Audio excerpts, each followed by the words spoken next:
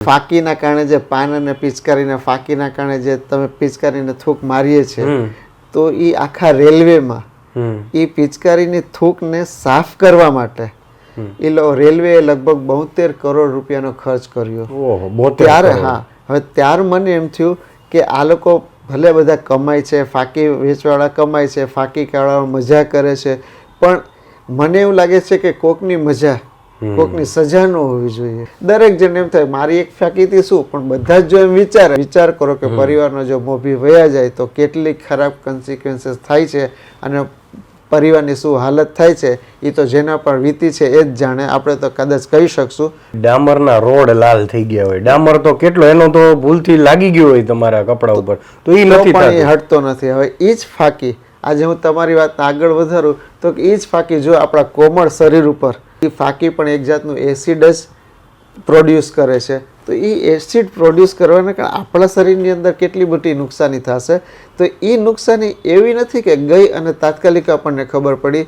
એ 5 વર્ષે 8 વર્ષે 10 વર્ષે જેની અસર જે ધીરે ધીરે જે થાય છે એ બહુ ખતરનાક હોય છે. એક આખા વ્યક્તિ જીવન નથી થતું, એ પોતાની સાથે એક આખા ફેમિલીને એવી ખરાબ પરિસ્થિતિમાં મૂકીને જાય છે.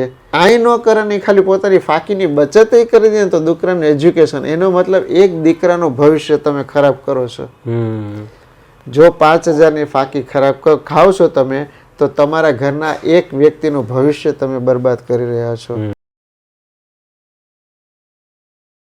મિત્રો, વાત ગુજરાતીમાં આજે આપણી સાથે છે ફાઇનાન્શિયલ એક્સપર્ટ ધર્મેશ સોની. તો મિત્રો, એક વ્યસન, એક ફાકી આખા પરિવારને બરબાદ કરી શકે છે. તો વ્યસન મુક્તિના મુદ્દા સાથે આજે ધર્મેશ સોની આપણી સાથે છે.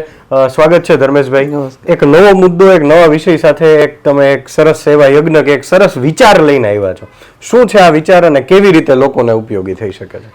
હવે સાચી વાત કહું તો આ વિચાર મને આવ્યો લગભગ 5-6 દિવસ પહેલા એક પેપરમાં આવ્યું હતું કે ફાકીના કારણે જે પાન અને પિચકારીના ફાકીના કારણે જે તમે પિચકારીને થૂક મારીએ છે તો એ આખા રેલવેમાં એ પિચકારીની થૂકને સાફ કરવા માટે રેલવે લગભગ 72 કરોડ રૂપિયાનો ખર્ચ કર્યો. ત્યારે હવે ત્યાર મને એમ થયું કે આ લોકો ભલે બધા કમાય છે, ફાકી વેચવાળા કમાય છે, ફાકી કાઢવા મજા કરે છે, પણ મને એવું લાગે છે કે કોકની મજા કોકની સજા ન હોવી જોઈએ.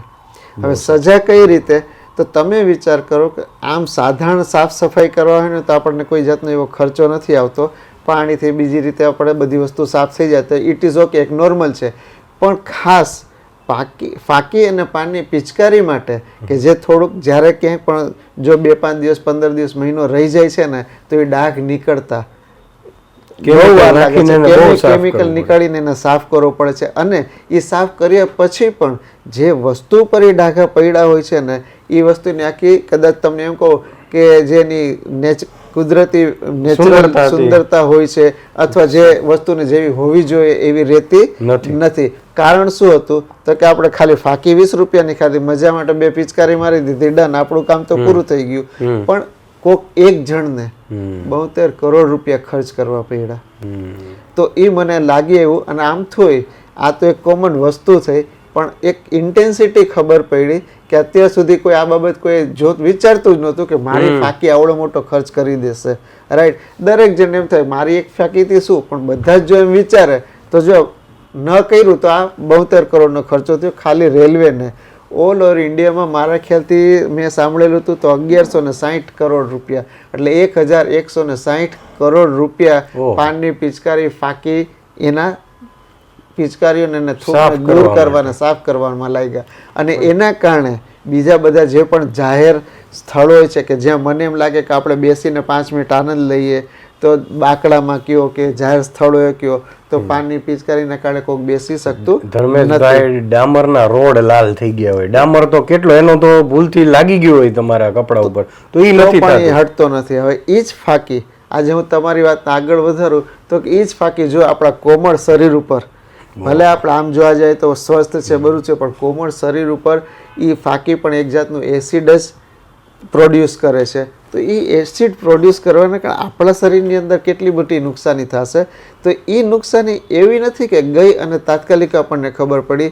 એ 5 વર્ષે 8 વર્ષે 10 વર્ષે જેની અસર જે ધીરે ધીરે જે થાય છે એ બહુ ખતરનાક હોય છે અને એના કારણે એક આખા વ્યક્તિનું જીવન બરબાદ થઈ જાય છે. પણ એ એક આખા વ્યક્તિ જીવન નથી થતું, એ પોતાની સાથે એક આખા ફેમિલીને એવી ખરાબ પરિસ્થિતિમાં મૂકીને જાય છે. મિડલ ક્લાસ ને લોઅર મિડલ ક્લાસ, આજે શ્રમિક, કોમન શ્રમિક જે રોજના 500 રૂપિયા કમાતો હોય ને તો એ રોજના 40 રૂપિયાની તો ફાકી ખાય છે, વધારે ખાતા હશે.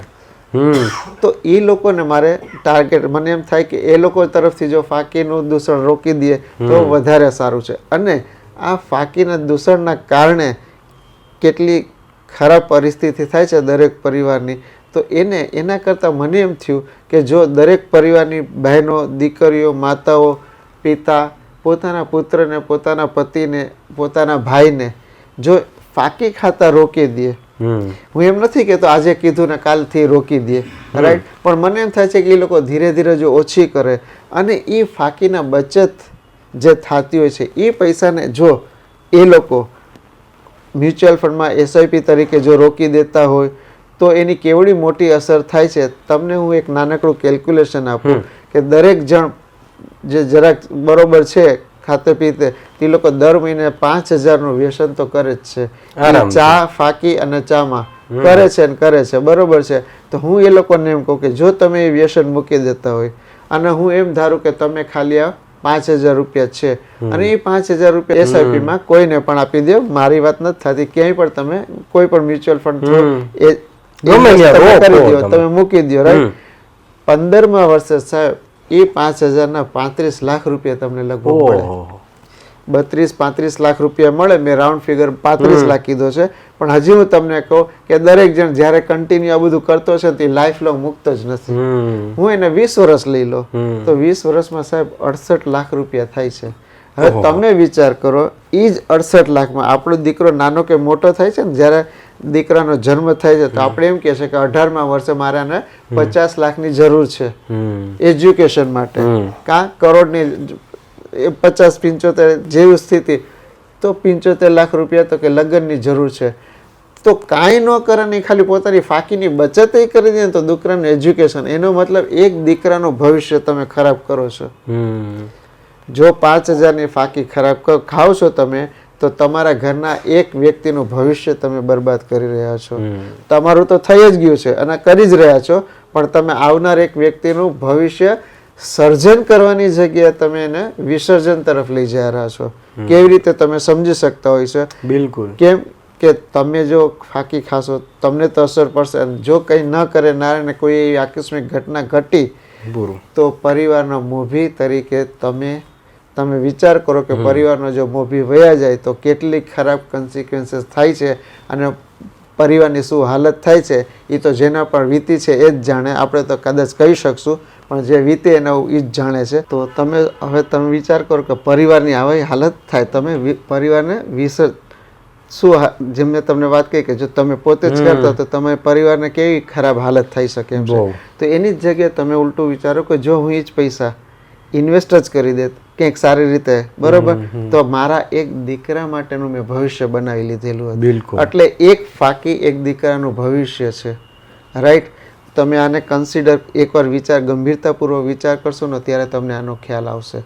જેમ મેં તમને કીધું, બીજો એક તમને દાખલો આપું કે કેટલી ખતરનાક છે. મેં જે તમને વાત કરી હાવડા બ્રિજની વાત કરેલી, કેટલા વર્ષો થઈ ગયા, મારા ખ્યાલથી 150 વર્ષ થાય છે હાવડા બ્રિજને, રાઈટ. આજ સુધી ક્યારેય કઈ હાવડા બ્રિજની કોઈ કમ્પ્લેન આવી નથી કે ક્યાંય કોઈ જંગ નથી લાગેલો સ્ટીલમાં. આટલા વર્ષો સરસ ક્વોલિટી વાળું કામ છે, મજબૂત છે. છેલ્લા 2 વર્ષથી ત્યાં આગળ પાનની પિચકારીનો ડાઘ સાફ કરતા કરતા નીચેથી સ્ટ્રક્ચરમાં ખોદવાનું, એટલે આઈ મીન કે જંગ લાગવાનું શરૂ થઈ ગયું છે, કાટ લાગવાનું શરૂ થઈ ગયું છે.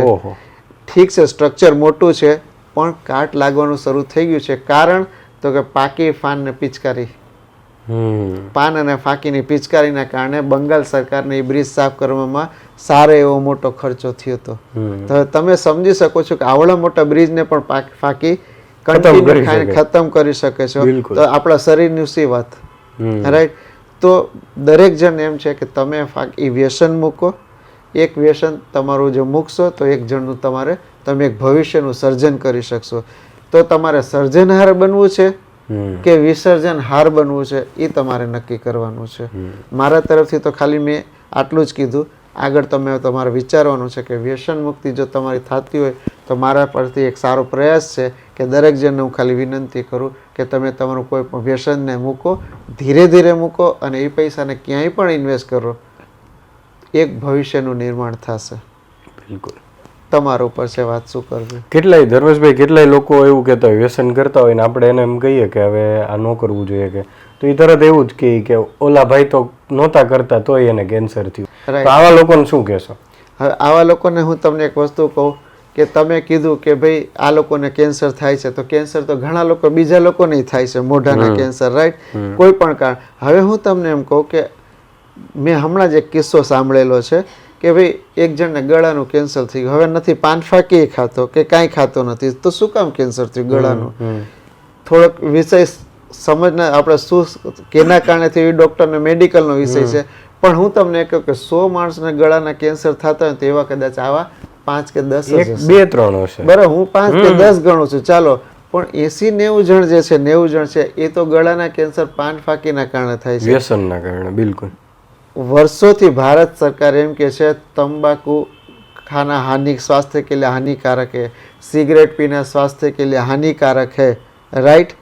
અને કેટલી જાતની એડવર્ટાઇઝ ચલાવે છે તમને ખબર છે મોઢાના કેન્સરના. આપણા મોઢું જોઈને આપણને હાલત થાય કે આ કેવી રીતે કેટલી તકલીફ થઈ છે. એના કામ બામ બધા છૂટી ગયા હતા, એ લોકોના ઘરની હાલત ખરાબ થઈ ગઈ હતી. તો શું કામ વ્યક્તિ આને પોતાની સાથે રિલેટ નથી કરતા? મને હજી આશ્ચર્ય થાય છે. એટલે હું એમ કહું છું કે મને કાંઈ નથી થવાનું, મને ગળાનું કેન્સર નથી થવાનું કે મને એવી વાત નથી. પણ જેને કહે છે ને અબ ક્યાં હોત પસ્તાય ક્યાં હોત જબ ચીડિયા ચૂક ગઈ ખેત, હવે કંઈ પસ્તાવાથી વારો નથી થવાનો. એટલે એ વસ્તુ તમારા ઉપર ન થાય.